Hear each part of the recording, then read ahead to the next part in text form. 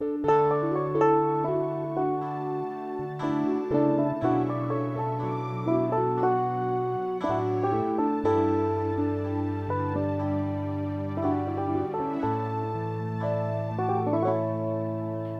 Sarena the hot pa the yindi atola no go Yata Sarena the pa lopo tini no tumblo ba Koblo na me boilo anapaya Koblo na me boilo hiri baya Koblo na me Yata elo Loki go to the Tam blue do my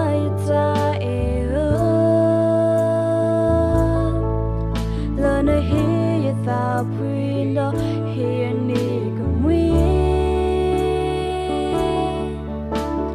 Love you all to buy it so No me all your goodbye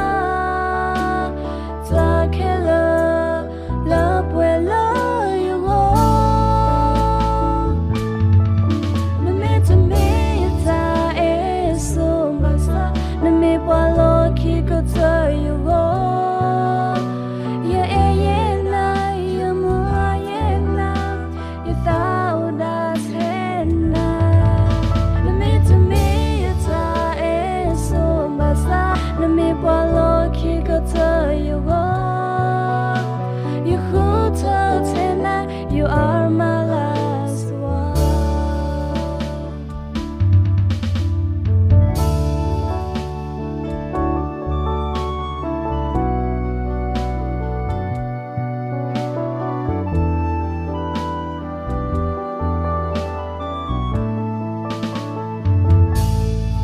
Yata Sarena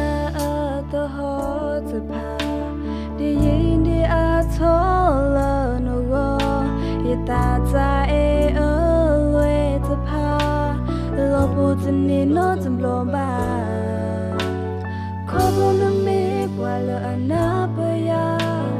Koblo na me boilo hiri baya Koblo na me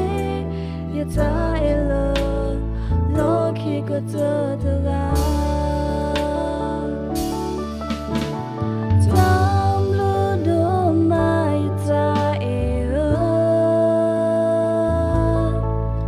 Learn to hear your thought window Hear nigga we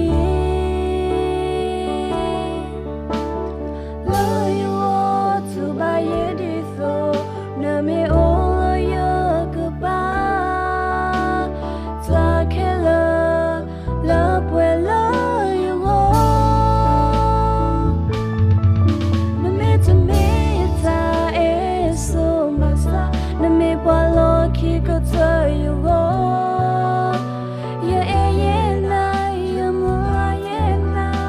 you thought that's Sarena no me to me you tie so much no me bolo go to you go you who told Sarena you are my last one no me to me so much, let me follow, keep good to you.